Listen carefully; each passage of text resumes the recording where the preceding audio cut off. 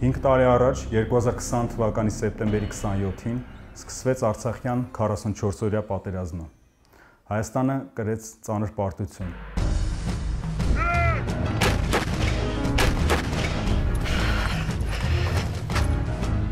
Այդ պարտության պատճառների մասին այսօր խոսելու ենք գնդապետ Արթուր Ավանեսյանի,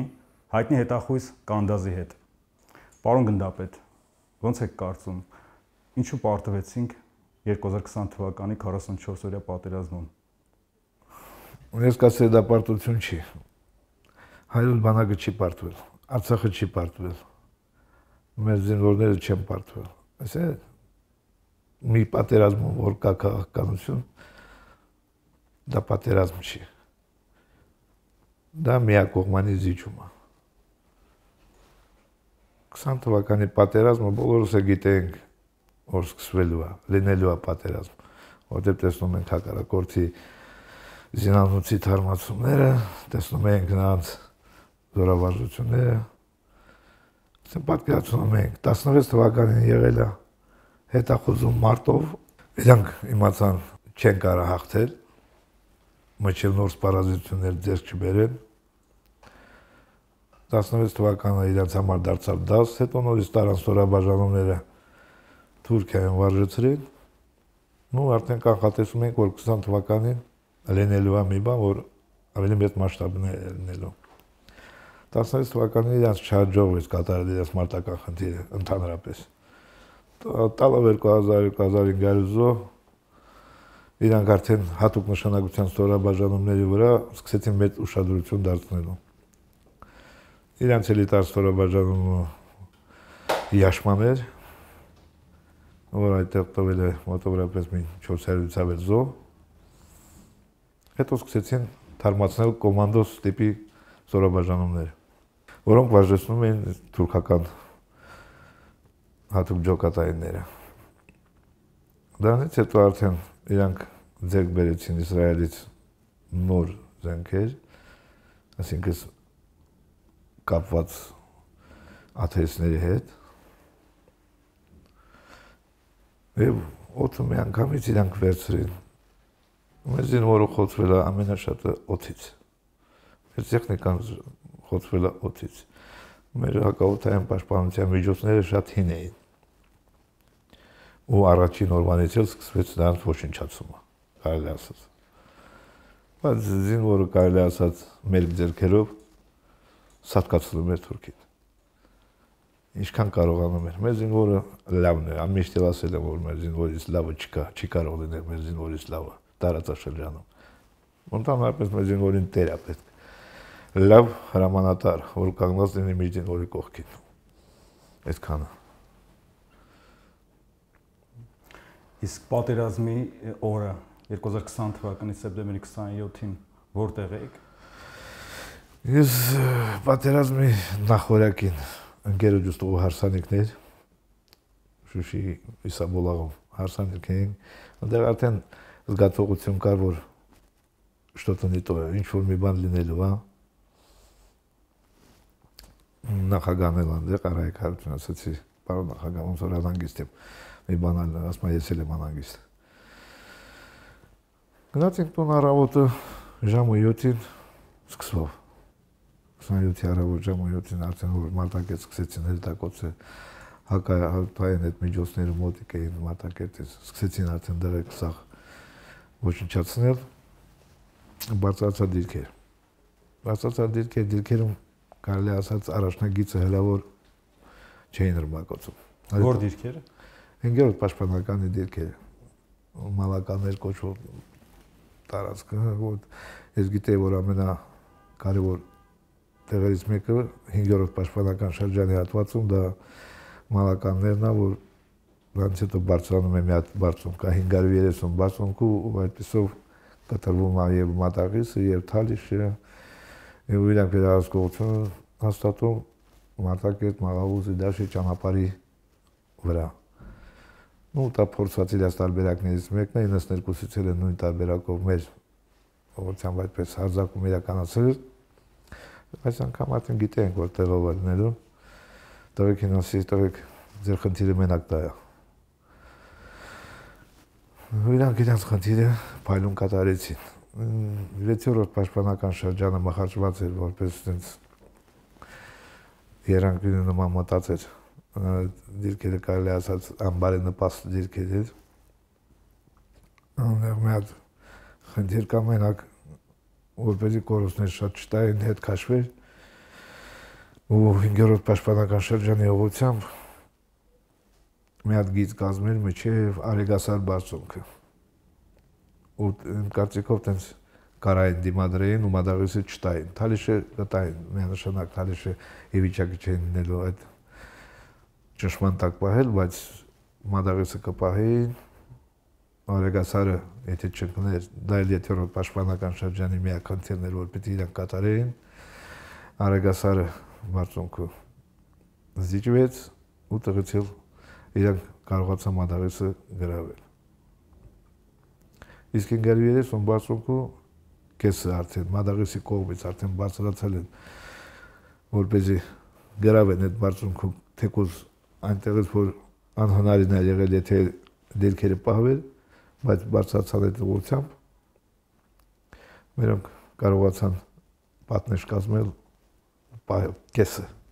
այդ բարձունքի կեսը պահել, մալականները պահել, հակառակորդին տալով իսկականից մեծ կորուստներ, պատճառելով մեծ կորուստներ, հակառակորդը կանգնեց այդ բանակցում, արդեն ի վիճակի չէր։ Այդ առաջ խաղացու սկսեցին հրետակոծել, սկսեցին արդեն ավիացիան օգտագործել, որտեղ մենք տվենք զոհեր ավիացիայի հարվածներից, անօթաչուների հարվածներից, հրետակոծություններից, բայց տվեք կանգնած կռվում էին, մի դիրքից 2-3 տանկ էին խփում։ Ու հակառակորդի առաջ խաղացումը կանգնեց։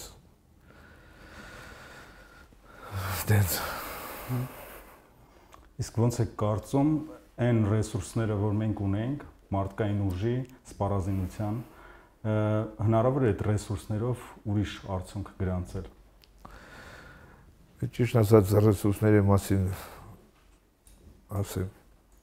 մեզ կարիք չի եղել այդքան մարդկային ռեսուրսներ։ Զորահավաք են արել, լավ, նենց կադրեր պիտի գային, որպեսզի զինվորը կողքին թևութիկում կանգնեին, զինվորին դուխ տային, զինվորը կռվել, բայց զինվորները իրաց դուխ տալիս, իրանք էլ զինվորի խանգարում էին կռվել, շատերը չեմ ասում, բայց մեծամասնությունը տենց է եղել։ Շատերը եկել են նկարվելու համար, շատերը եկել են իսկականից կռվելու համար, մեկը եկել է իր երեխու համար, բայց մարդիկ պատրաստ չէին այդ պատերազմին։ Դա սա նոր պատերազմ է, իրանք պատրաստ չէին այդ պատերազմին, որովհետև այստեղ զորավարժությունների զորահավաքներ չեն անում, որ մարդկանց պատրաստ են 21-րդ դարի պատերազմներին։ Այսինքն այստեղ արդեն 92 թիվը չի, որ պայքարես միայն տանկի դեմ կամ հարետանու դեմ կամ հալավ ավիացիայի դեմ կարելի է պայքարած, բայց այստեղ արդեն գալիս է նոր տեսակի անօթաչու թռչող սարքեր, որոնք չգիտես որտեղից մեջքից խփում են ու չես կարող դա դեմը առնես։ Իսրայելական, թուրքական բայրակտարներ, ուղղաթիռները կանգնած 10-15 կիլոմետրի վրա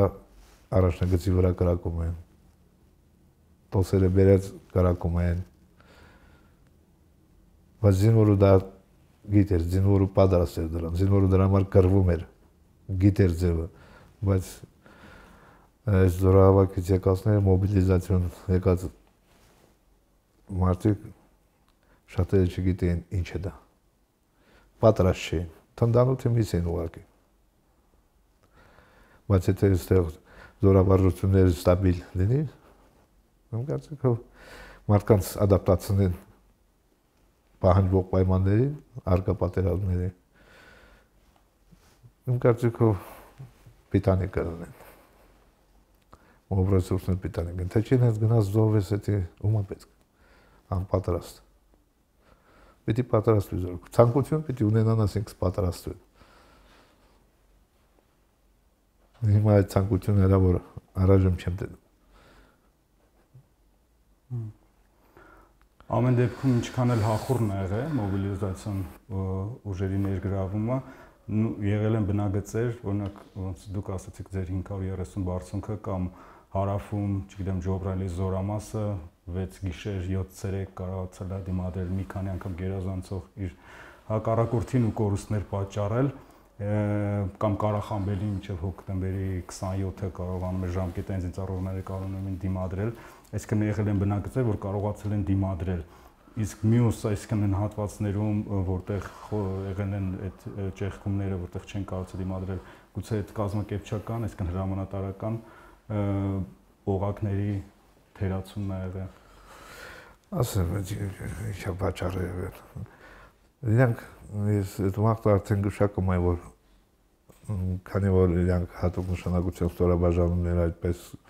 վարժեցման են տանում Թուրքիա, ՆԱՏՕ-ի ստանդարտներով կոմանդոսներ են պատրաստվում, դա հատուկ նշանակության ստորաբաժանումներ են լրիվությամբ։ Այսինքն երկարաժամկետ իրանք կարան քայլեն, հաշտվեն, բայց խնդիրը կատարել։ Ճեղքումը տվել են Ջաբրայելի կողմով։ Ու մտել։ Ընդամենը կարող է 100-150 հոգի մարդ մտածել, իսկ կարող է այդքան էլ չի մտածել։ Թիկունքում երկու գործողություն, թուրքը եկել է հասելստե, զորքը հետ է քաշվում։ Նորից է շարունակում ճանապարհը։ Խմբերը բաժանում են տարբեր ենթախմբերի, սկսում դիվերսիոն գործողություններ։ Ու այդ պանիկան, որ գցում են զորքի մեջ, դա արդեն հաշվի պատերազմը հաղթել ես։ Նույնը եղել է 92-ից 94 թվականի պատերազմում։ Կարողացել ենք այդ պանիկան մտցնել Թուրքի մեջ ու քշի։ Հակառակ process-ը կատարվել է մեր հետ։ Ինչը վերաբերում է կազմակերպչական առումով։ Հրամանատարական կազմախնդիր չի ստացել։ Օրինակ, ասած տեղը կաղնե դիմացի թշնամու դիմավորի։ Բայց հակադեսանտային ռեզերվներ պետք է լիներ մեզ, պատրաստ պետք է լիներ հակադեսանտային ռեզերվներ, ու այդ խմբավորումները հայտնաբերել ու ոչնչացնելու համար։ Չգիտեմ, այդ գործողությունները արվել է, չի արվել, բայց ընդհանուր առմամբ եթե խմբերը մտել են, դիվերսիոն խմբերը եթե մտել են, եթե ասում է 50-100 հոգանոց խմբեր են, մոբը տանեին լավ այդ ուղղություններով, եթե զորք չկար, մոբը տանեին այդ ուղղություններով առաջ փակելու համար։ Իրանք արդեն պարզ է խնդիրը ինչումն է կայանում։ Շուշին են ուզում։ Նարեևը հայտարարում է Շուշի մերնա, այլ 10 օր կամ մինչև Շուշին ընկնելը։ Պարզ է, գալիս են Շուշի։ Որտեղ պետք է գա։ Արդեն դա հրամանատարական կազմի խնդիրն է։ Պիտի դեմն առնեին։ Չգիտեմ, ռեսուրսների պակասերին չէր, բայց պիտի դեմն առնեին։ Ընդամենը պետք է մի քանի պատրաստված խումբ ուղարկել դիմակայելու համար։ Կարծիքով կստացվեր։ Հետո բայրակտարի մոմենտներ չկար։ Չգիտեմ, մեզ անօթաչուներ եղել է, օգտագործել են, չեն օգտագործել։ Բայց մի քանի տեղ ցույց է տալիս, որ հակառակորդի դիվերսիոն խմբերը հայտնաբերվել են մեր անօթաչուների կողմից։ Դա արդեն Շուշիի մատուցներում են։ Հրետանով են կրակում։ Բայց հրետանով դիվերսիոն խմբի վրա ինչ կրակես, երկու սնարյադ ընկնում է, կորչում է, խումբը կորչում է։ Ռեսուրսներ պիտի ուղարկես, բլոկերովկա անել։ Հնարավոր էր ամեն ինչ անելը, եթե հետախույզները համարվում են բանակի աչքերը եւ ականջները։ Դուք այդքան տարի լինելով բանակում, որպես հետախույզ, որպես հրամանատար, միաժամանակ հետախուզության պետն եք եղել դիվիզիայի։ Այսքան տարիների ընթացքում 90-ականներից հետո, այսինքն չեք նկատել հակառակորդի այդ շարժը, այսինքն դեպի ուր է գնում իր այդ զարգացումը ու մենք ինչ պետք է անենք, որպեսզի կարողանանք անհրաժեշտության պահին, այսինքն երբ որ պատերազմը լինի, հակադրենք, դիմադրենք։ 2007 թվականից ես արդեն զգացի, որ հակառակորդը երկու գլուխ մեզանից սկսել է բարձրանալ։ Թե սպառազինության առումով, թե զորքի առումով։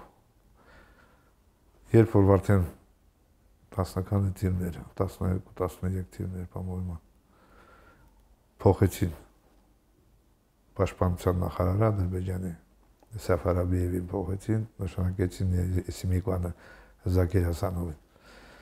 Ժողովրդի որ բանակում կտրուկ փոփոխություն են, ու արդեն գիտեի որ թուրքական մասնագետներ են եկել, հատուկ նշանակության ինստրուկտորներ են եկել,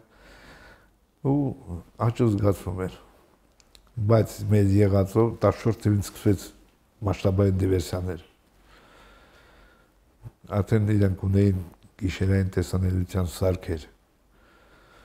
անօթաչուները լիքը, երկինքը անօթաչուներով լիքը, հատուկ նշանակության ստորաբաժանումների ներդաշնակում եկնում, անօթաչուն տալիս էր կոորդինատները, իրանք սաղ շարժվում են այդ կոորդինատներով։ Բայց 14 թվականին էլ Փարքաստու հաջողվեց դիմակայել, պատճառեցինք ահագին կորուստներ, 14 թվականին հատուկ նշանակության ստորաբաժանումները նույն Յաշման ա եղել, էլիտար իրենց ստորաբաժանումը, 5-րդ, 7-րդ պաշտպանական շրջաններում դեմ առանք դրանց, նաև մնացած պաշտպանական շրջաններում էլ աշխատեցին տեղակը, դեմ առանք կարողացանք ճնշել էլի։ Խնդիրը նա միշտ հակառակորդին պահել սարսափի մեջ։ Այդ խնդիրները կատարել են գերազանց։ Մի քանի անգամ հակառակորդին մենք ստիպել ենք հակառակորդին զարգանալ։ Մենք ենք ստիպել, որ հակառակորդը զարգանա, բայց մենք չենք զարգացել։ Բայց մենք ստիպել ենք, որ հակառակորդը զարգանա։ Զոհեր տալով ինքը կամաց մակարդակը որակը բարձրացրեց։ Մենք մնացինք նույն մակարդակի վրա։ Մենք էլ պիտի մեր ստորաբաժանումները, օրինակ հրաձգային գումարտակները պիտի վարժեցնենք կոմանդո զորքի տիպի։ Իսկ հատուկ նշանակության ստորաբաժանումները թեկոզ ռուսական հատուկ նշանակության ստորաբաժանումների ծրագրով, ոչ թե ՆԱՏՕ-ի կամ մեր փորձից ելնելով մենք պիտի մեր զորքը պատրաստենք, որտեղ գիտենք ինչ է նշանակում հատուկ նշանակություն կամ հատուկ նշանակության ստորաբաժանման ծինծառայողը։ Մի հոգին արժե առնվազն 10 թուրք, 10 հակառակորդ, մի հոգին, բայց իրաց մոտ տենց չի, իրաց մոտ հնարավոր մեկը մեկին հարաբերակցությամբ գնում է մերը։ Բայց եթե մենք սկսենք աշխատել այդ ուղղությամբ, ձեր բերենք համապատասխան տեխնիկա հակեցվածությունը նորմալացնենք մեր հատուկ նշանակության ստորաբաժանումների, կարծիքով մի 6 ամիս է պետք, որպեսզի նորից գլխներով ասնենք։ Պատրաստենք այդ զորքը, նորից գլխներով ասնենք։ Այստեղ քանակը չի խոսում, այստեղ որակն է խոսում։ Իսկ այս ծանր պարտությունից հետո ոնց է կարծում դասեր քաղել են պաշտպանական մեր բանակում։ Նորից եմ ասում, դա պարտություն չի։ Ծանր պարտություն է, ասում ես մի հատ լավ չեմ զգում, դա պարտություն չի։ Այս պատերազմից հետո ընդհանուր առմամբ որ սենց է ստացվել, ու իմ կարծիքով այո։ Անում են, բայց շատ դանդաղ տեմպերով։ Բայց ժամանակը սուղ է, էլի ժամանակը սուղ է, պետք է արագ տեմպերով, եթե տեսնան, որ զարգացում իրոք կա, ասեն արդեն մի հատ հաջորդ ստորաբաժանմանը։ Ու կամաց զորք անցկացնեն ժամկետային զինծառայությունը, ասում է կրճատ են սարքել 1.5 տարի։ Դա абսուրդ է, դա միանշանակ абսուրդ է, իսկ կառաջարկի սարքել 3 տարի։ Պայմաններ ստեղծել զինծառայողների համար, ամեն ձևի օգտվել արտոնություններից, զինվորին շահագրգռել, 1 տարուկես ծառայում է զինվորը, սովորում է զենքին թերապետում է, մարտավարության թերապետում է, 1.5 տարի էլ թող ծառայի պայմանագրային լրիվ արտոնություններով։ Իմ կարծիքով կհամաձայնվեն, հայրենասիրությունը մեր մոտ հելա կա, ես չի որ հայրենասիրությունը պակասել է հայրենիքում։ Կա հայրենասեր տղաներ կան, խոսում են, հետը շփվում են, մարդիկ ուրախանում են, գիտեմ որ կան։ 3 տարի, հաշվի առնելով մեր բնակչության քանակից, 3 տարի, Մեզ պետք չի 100,000-անոց բանակ, մեզ 50,000-անոցն էլ հերիք, բայց պատրաստված բանակ։ Դուք հավատում եք խաղաղությանը։ Ոչ, իհարկե։ Ինչ խաղաղություն։ Ամասում ես պարտվել ենք, համել դե խաղաղություն, չէ, ոչ մի խաղաղություն։ Չի լինելու, այսինքն ես չեմ ասում, դա չի լինելու խաղաղություն։ Մինչև Արցախը չվերադառնա։ Չի լինելու, անհնարին է։ Այդ Վաշինգտոնյան պայմանագրերի հետ բեմադրությունը բանը դա էդի բանը բասոսարանի համար է դա։ Իսկ հետևում եք Ադրբեջանի զինված ուժերում զարգացումներին։ Հետևում ենք զարգացումներին, առայժմ տենց նորություններ չկան, բայց ինքը պայմանագրերը կապել արդեն հրետանային զորքերն ուզում զարգացնել։ Ամերիկան որ 907 բանաձևը հանել է, թույլ է տալիս որ ինքը զենքեր առնի Ադրբեջանը, բայց ինքը հիմա պատրաստում է ոչ միայն մեր դեմ պատերազմի, արդեն իրան խնդիրները մի քիչ շատացել է։ Կա Պարսկաստանի խնդիր, կա արդեն Ռուսաստանի խնդիր, կա Թուրքիա-Իսրայել հակամարտություն, որը կարող աճի կռվի պատերազմի շատ խնդիրներ կա։ Վերադառնալով 20 թվականի 44-օրյա պատերազմին, խոսակցություններ կան ժողովրդի մեջ տարածված, որ մենք չենք ունեցել դիրքեր կառավարված, չենք ունեցել երկրորդ, երրորդ բնագիծ անհրաժեշտության դեպքում մարտը վարելու խորքից, տիկունքից, այդ դուք որպես հետախույզ, որը ոչ միայն մեր դիրքերից, այլ նաև հակառակորդի դիրքերից շատ տեղեկացված է, ինչ կասեք այս հարցերին։ Ես ասեմ, որ դիրքերը եղելությամբ կահավորված 5-րդում, 6-րդում, 7-րդում, Ասկերանում, Ջաբրայիլում, դիրքերը եղել է սաղ կահավորված, եղել է երկրորդ գիծ, երրորդ պաշտպանական գիծ։ Ես նորից եմ ասում, այդ խնդիրը դրանից չի, խնդիրը նրանից է, որ մեզ խփել են օդից։ Իրանց օդը կարելի ասած մեկը հրվիրի հարաբերակցությամբ է էլի եղել։ Մեզ զորքը խրամատում, մինչև վերջը զորքը մնացել է խրամատում, Ջաբրայիլի տարածքում, բայց թուրք արդեն Շուշի, Հադրութի տարածքում զորքը խրամատում։ Այդ ճեղքված տեղով է մենակ մտել, անցել հասել Շուշի։ Մեզ խրամատներ եղել է, նորից եմ ասում, մեր ճնշել են, հակառակորդը ճնշել է օդից, ամենաշատ կորուստները տվել ենք օդից։ Եթե լիներ նորմալ հակաօդային պաշտպանություն, այսօր տենում եք Բայրակտարը ձայն չի անում Ուկրաինայում։ Առաջին մի շաբաթներ երգ էին գրել Բայրակտարի մասին։ Մի շաբաթից հետո չկա։ Ոչ Բայրակտար, ոչ Հերմես, ոչ մի բան չկա, որտեղ Ռուսաստանը արդեն փորձից գիտեր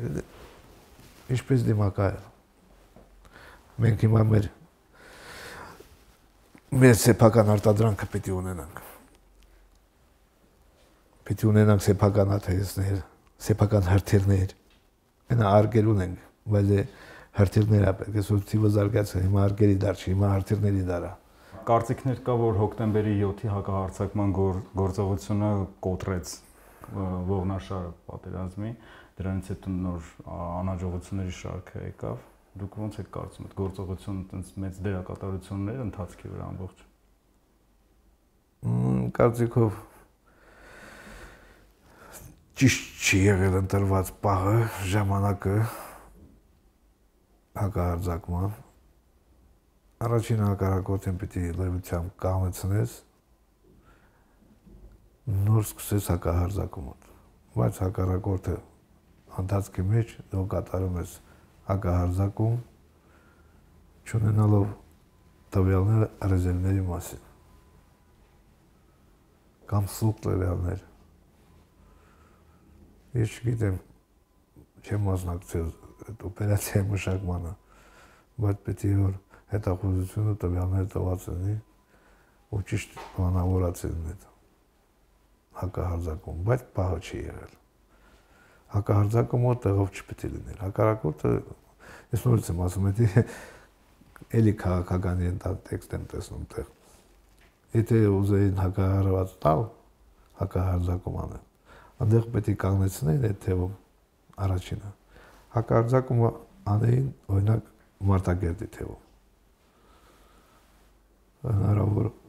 ավելի մեծ օգուտ կլներ։ Կարող է վիճակը փոխել, իրավիճակը փոխել, կանգնել ընդհանուր պրակտիկ հակառակորդը կանգնել։ Կամ ինքն դեղից գալիս է, մեր կողմից պիտի հակահարձակում լիներ։ Եթե հակահարձակումը լիներ մեր կողմից, Մարտակերտի կողմից օրինակ, եթե հակահարձակումը լիներ, կարող է շատ բան փոխվեր։ Շատ բան կարող է փոխվել։ Որտեղ ընդհանուր իրենց ուժերը սա կենտրոնացած են այդ ուղղությամբ, Ջաբրայելի ուղղությամբ հարավ։ Իսկ եթե մեր կողմից հակահարձակումը լիներ, թեկուզ իրանք մեր մոտ արդեն կաղնած էր։ Արդեն գիտենք, որ այստեղ բան չկա, ռեսուրսներ չկա։ Իսկ մեզ ունենք ռեսուրսներ։ Եթե հակահարձակումը մեր կողմից անենք, կարող է ստացվեր։ Ոչ թե կարող այլ համոզված եմ, որ կստացվեր։ Եթե շարունակվեր պատերազմը, կարող են ուրիշ ելք ունենալ։ Արդեն մենք պիտի անցնենք պատերազմ, պարտիզանական պատերազմի ժողովուրդը պիտի դուրս գային, մնացած զորքը պարտիզանական, բայց կազմակերպված։ Իմ կարծիքով հակառակորդը կորուստներից հետո չէր կարա երկար դիմակայել։ Իսկ մի կողմից էլ օրինակ այդ ժամանակ արդեն Շուշիի պահով, որ արդեն Շուշիին մոտիկացավ հակառակորդը, Մարտակերտի ճակատը լրիվությամբ կարելի ասած դատարկել։ Մենակ մոստերում եմ մարդ, կարելի է մարդիկ էլ կային, կարելի է հակահարված այդ կողմ օգտված, առաջարկել եմ։ Մի հատ հակահարված տալիս ենք, մոտնում արդեն իրենց տարածքը։ Դե թող դեղից զորքերը հանի, բերի մեր դեմը առնեն։ Պատերազմը ուրիշ ձևի կընթանար, եթե կազմակերպված լիներ։ Ուրեմն դա տենց էլ պետք է լիներ։ Ինչ խոսք ունեք, որ կողեք զինծառայողներին, որոնք նոր են պատրաստվում կամ արդեն ծառայության։ Բանակը դա միակ կառույցն է, որ կարա իրոք տղամարդու համար է։ Ամեն դժվարություն պիտի անցնես։ Դա միակ բանակում է։ Վարչապետը ասում է բանակը կարևոր անվտանգության երաշխիք չի։ Դաժե 4-րդ, 5-րդն էլ չի։ Չէ, դա համաձայն չեմ, բանակը համար 1 անվտանգության երաշխիքն է։ Դա դարերից է գալիս, եթե ունես ուժեղ բանակ, ուրեմն դու ասող ես։ Նույն Իսրայելը, նույն Ամերիկան, նույն Ռուսաստանը, նույն Թուրքիան բարձր է խոսում, որովհետև ունեն ուժեղ բանակ։ Մենք էլ պիտի բարձր խոսանք, դա համար մեր բանակը պիտի ուժեղ լինի։ Տարածաշրջանում պետք է լինի